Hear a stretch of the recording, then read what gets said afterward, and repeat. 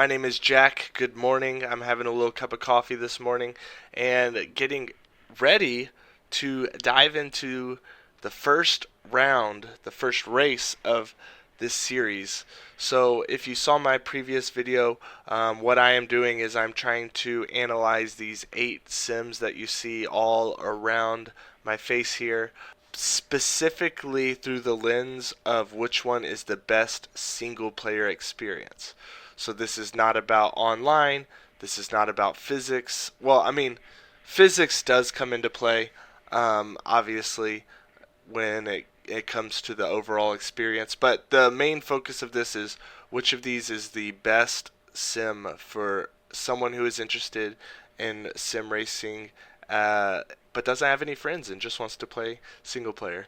No, just kidding. But someone who does want to play single player more than they want to play online racing, or maybe they're overwhelmed by the toxic competitive nature of online racing that it can be sometimes.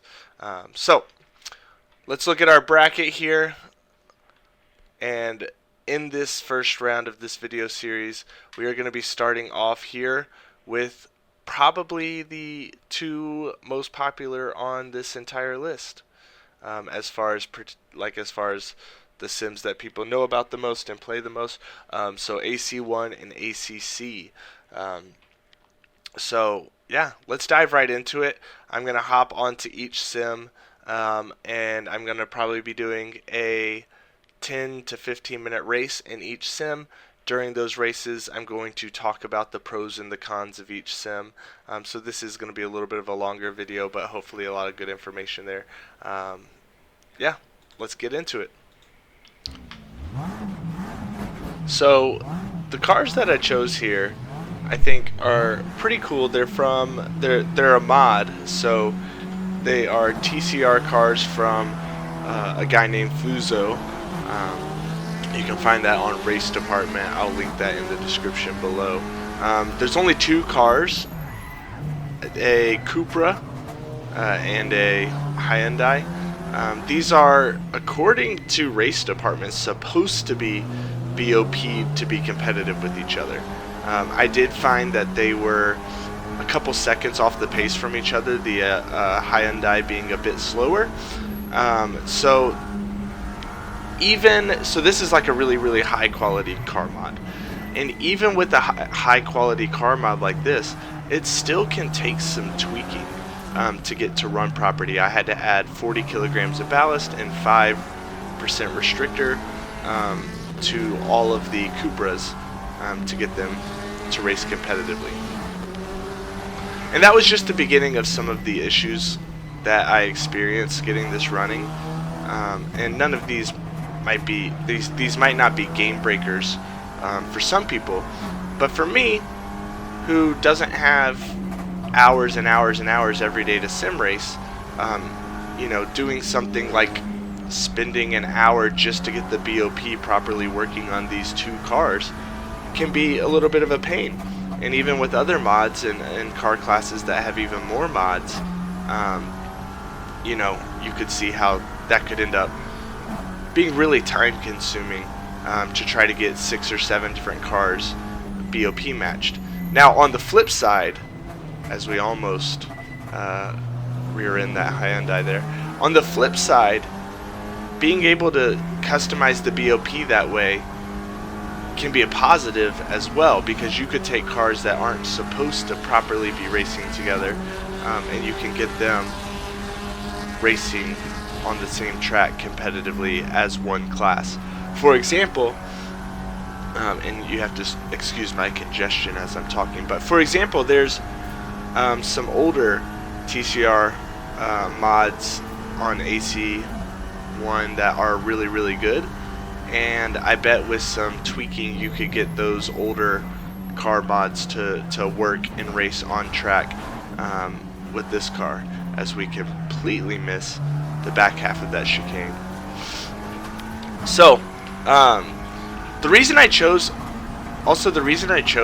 these car mods is I wanted to highlight things that you can do in AC1 that you cannot do in ACC. So TCR car, a car class that is not represented in ACC, being able to drive a really high quality version of it here. Also, this racetrack, Anadara Circuit, it's a fictional racetrack. It's not real, and visually it looks really cool, especially here at nighttime.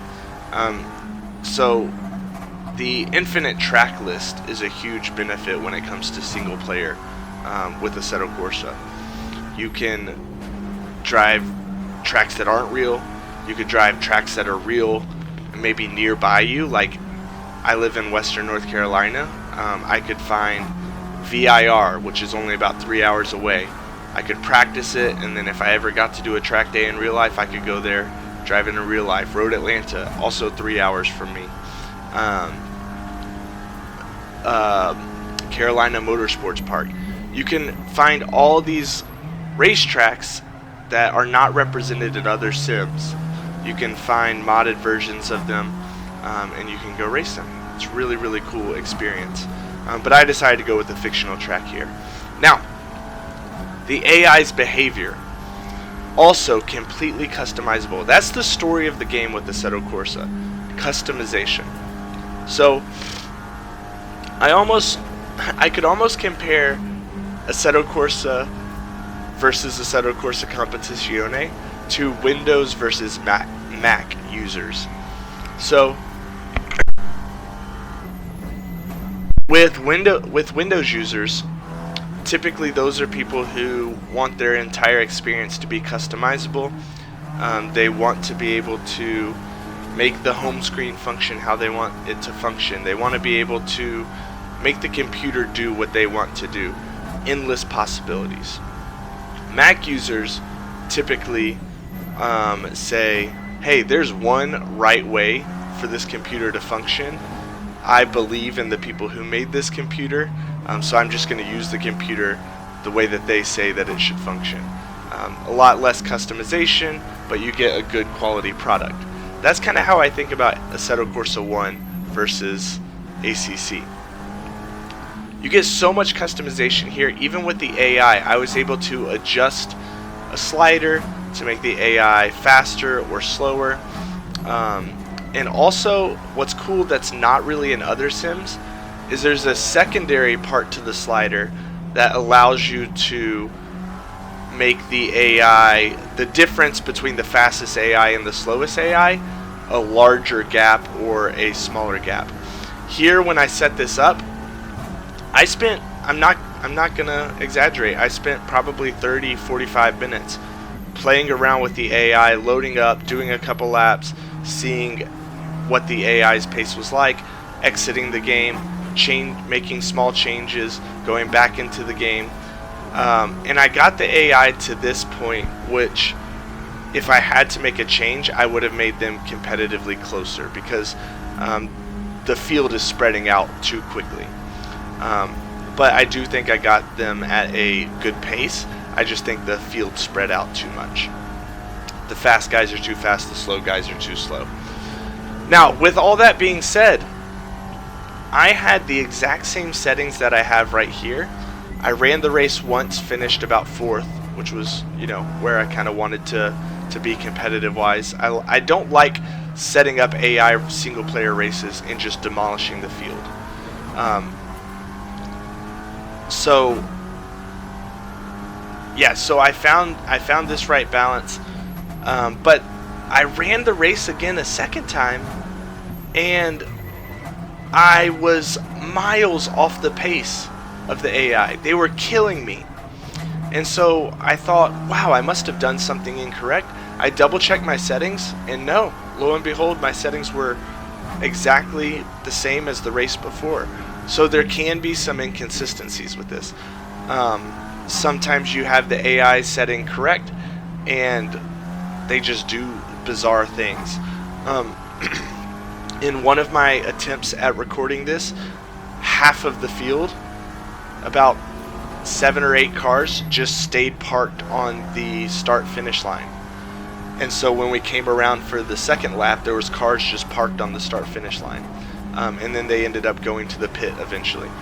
So then I was only racing with 8 or 9 cars instead of a field of 16.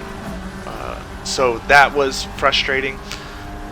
So that can be some of the challenges you have to deal with the Assetto Corsa in single player. Oh, and we give a little bump to the Hyundai there who passed us, which is interesting because I used to play Assetto Corsa 1, and the AI would not make moves on you. If you drove slower, the AI would just stay on the racing line and just stay behind you, and as long as you stayed on the racing line, they would never pass you.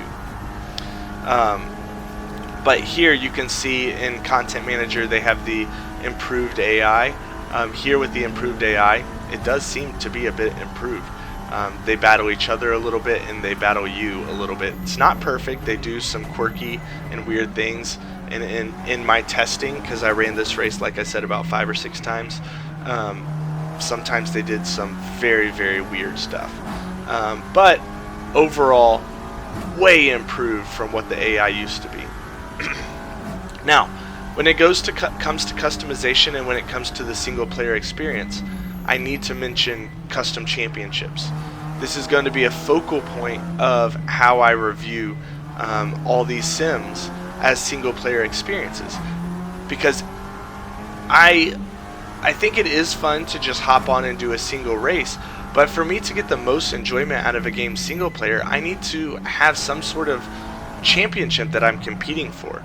And here in Assetto Corsa, you do have custom championships. You can set up really, really cool series with interesting cars, interesting tracks, all of that sort of stuff, which can make for a really fun custom championship.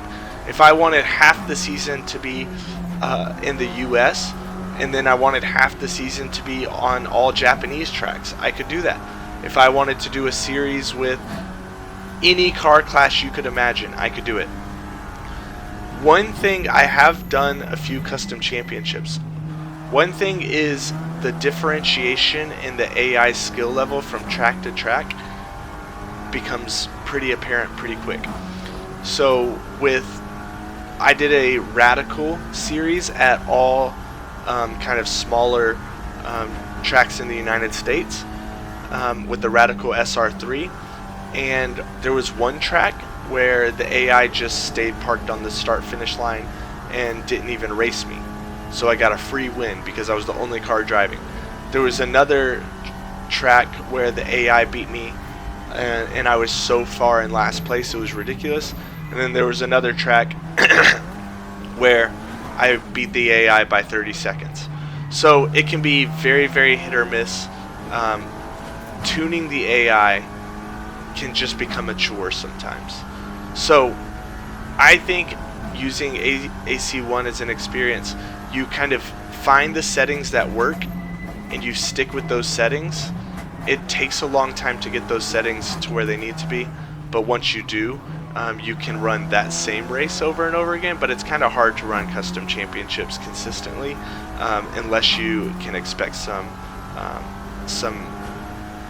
challenges that are going to be there. Now, the last thing I want to say before we hop into ACC and before we finish this race is multi-class.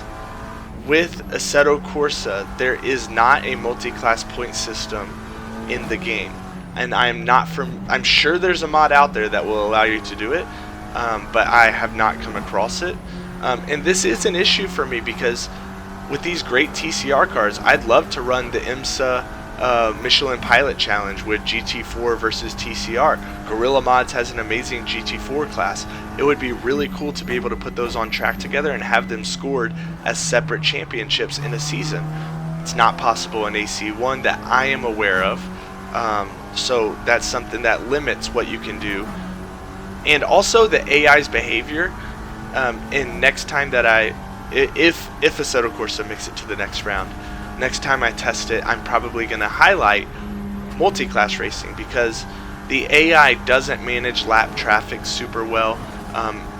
So those are some other things to be aware of as we come around to the finish line. And then we're going to dive into ACC after this, and I have some final thoughts right after this race experience. Alright, race over, 4th place. Some immediate reactions. AI was decent. The field was a little bit more spread out than I wanted it to be. And that kind of comes down to the AI settings that I had. In a 6-lap race, having a 4-second gap between each car in first, second, and third is a little bit too much. I thought the AI made a decent overtake, and then also some of the door-to-door battling. In my immediate reaction to all this, the door-to-door battling was decent through the first couple laps. There just wasn't enough of it. But again, this is like after me tweaking the AI settings for about an hour or so. So maybe once you get your AI settings locked in on Assetto Corsa,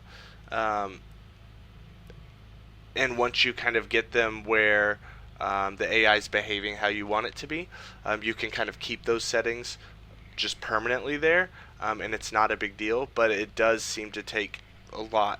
A lot might be an exaggeration, but it does seem to take a good bit of effort just to get the AI behaving in the way that you want it to be behaving.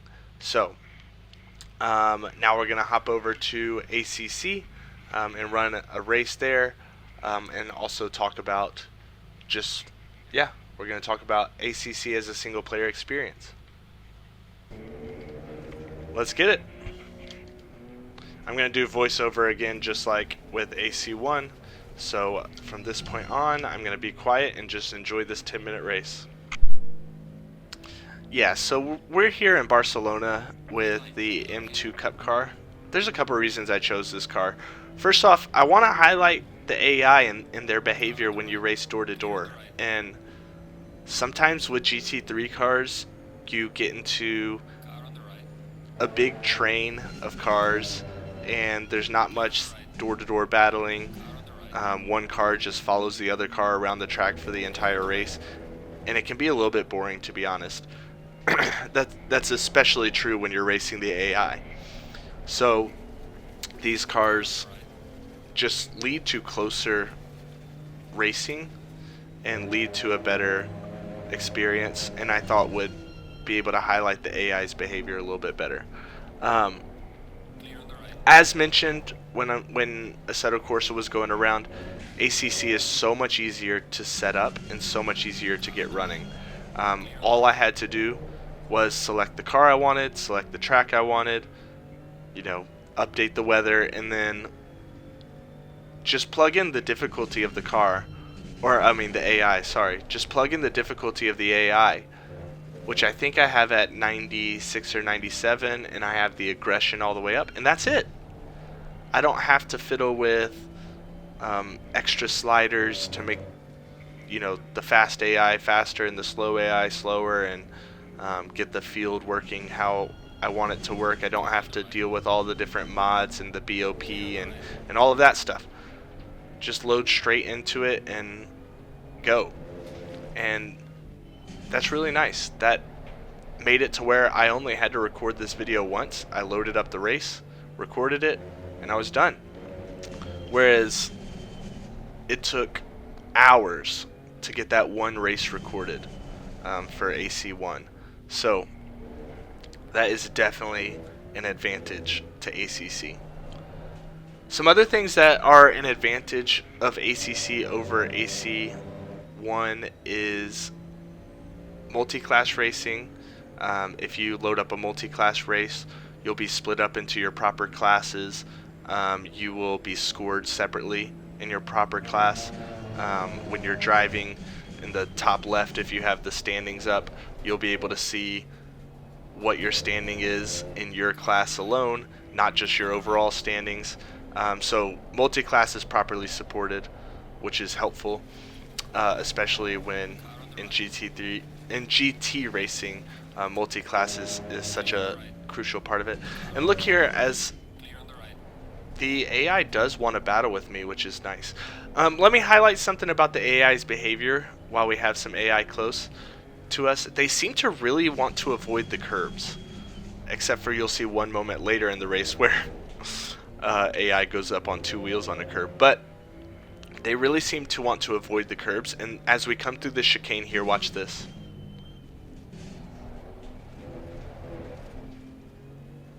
They avoid the curbs so much and it costs them lap time, and if you're really paying attention, you can take advantage of that, as I did here, and take a really easy position.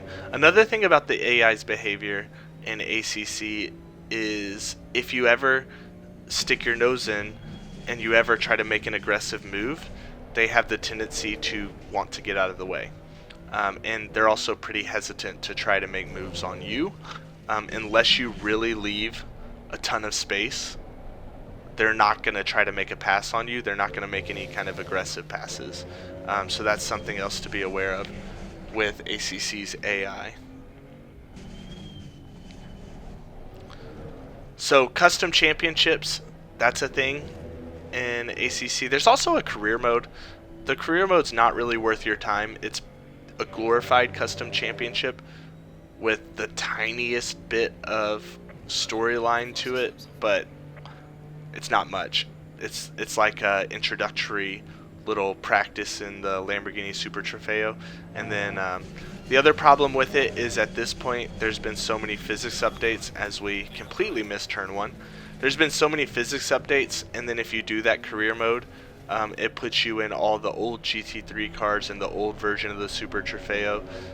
So cars that are not really worth driving now that there have been so many new GT3 cars added to the game. So that leaves us with custom championships, which I think is where you would spend most of your time in single player in ACC.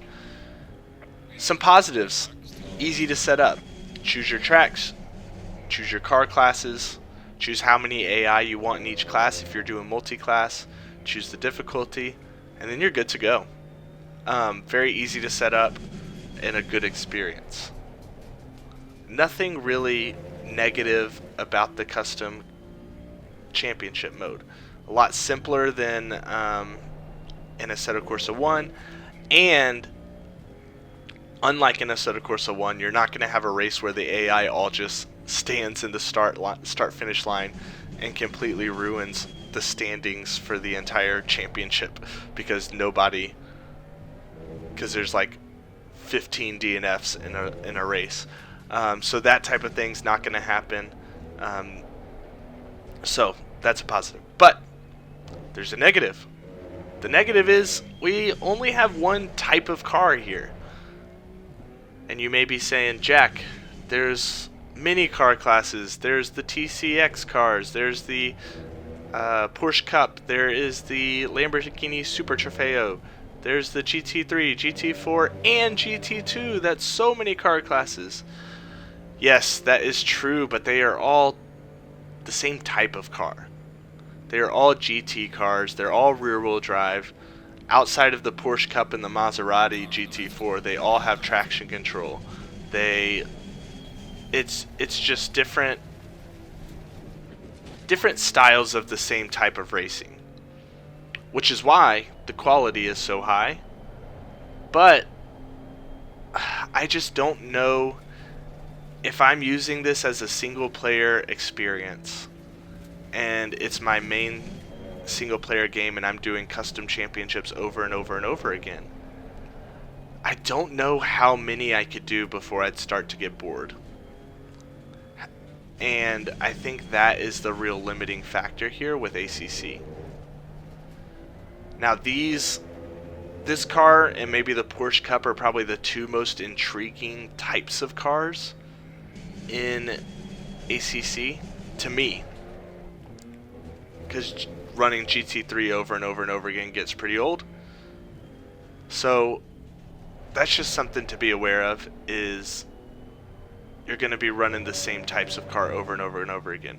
Now I think it's this lap here where we have an incident. Let's see.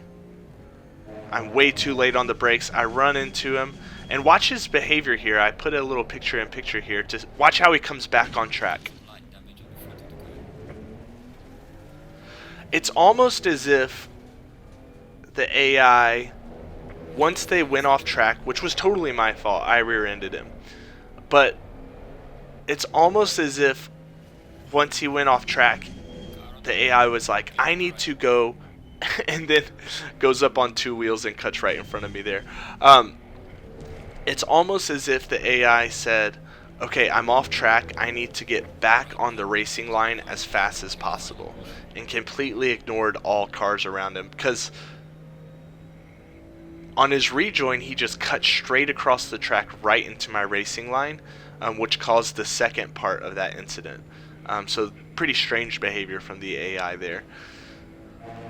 So ACC as a package, for running a single race like this, I think if I'm using ACC as a single player experience, I think what I'm doing is I'm most likely loading up a single race, maybe like an endurance race, maybe like a 2-hour race, and I'm going to run a 2-hour race against the AI, and that's it. I'm probably not going to be doing custom championships over and over and over again.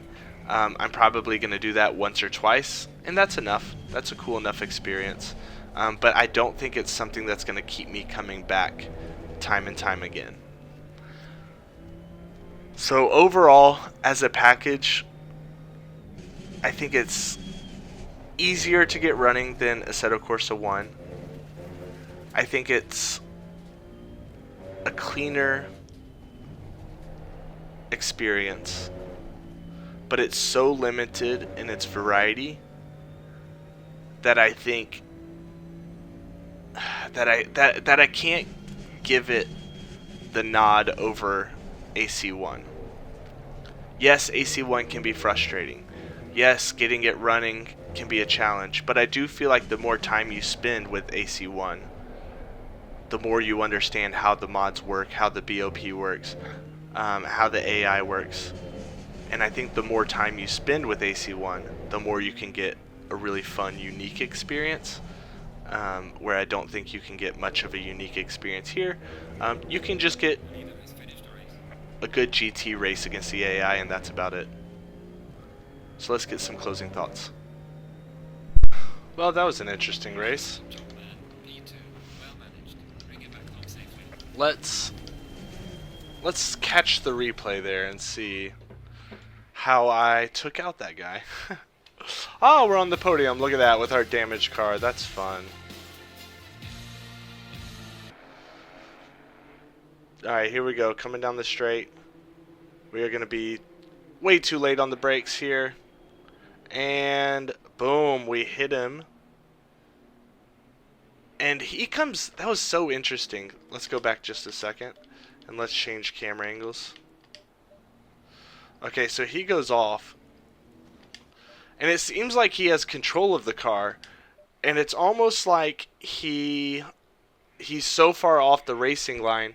It's almost like his AI, computer-generated brain, is telling him, oh my goodness, I'm off the racing line. I need to get back on the racing line as fast as possible. So watch what he does.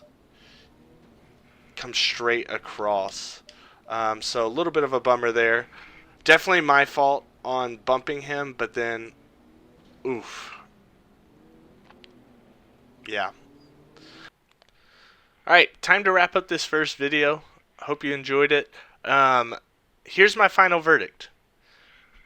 AC1 versus ACC. When I look at these two games, like I said earlier, I think of it as customizable experience, limitless. You can do absolutely anything that your heart desires in AC1. Any tracks, any cars, custom championships, all that sort of stuff. Yes, there is a huge headache, at least for me. Some people seem to not be bothered by it. Some people maybe understand Content Manager better than I do. For me, it's a lot to get going. Getting the AI to actually behave properly can take a lot of work. ACC, very simple package, very easy to get running, but how many custom championships with GT cars can you run before you start to get bored? So, all that being said, this was actually pretty hard, and this was not a blowout by any stretch of the imagination, but as a single player experience between the two current Kunos games, I'm giving the nod to Assetto Corsa 1 due to its customization, and I'm going to move it over to the next step. Due to its ability to be able to create anything that you want to create championship-wise, due to the ability to be able to customize the AI, BOP, all of that sort of stuff, I have to give the nod to AC1. The next round, I am not going to do Automobilista 1 versus Automobilista 2 next because I'm still waiting on 1.16 to come out for AMS 2 before I judge it. So I think the next round, which is going to come out next Wednesday, is going to be the most interesting, in my opinion, GTR2 versus Race Room. Very, very fascinating. We're going to see that, and keep an eye out. Subscribe if you want to subscribe. Keep an eye out for next Wednesday, GTR2 versus Race Room. Thanks for watching. I hope you enjoyed it. Let me know if there's anything you disagree or anything that I missed in this video, and I'll see you next time. Peace!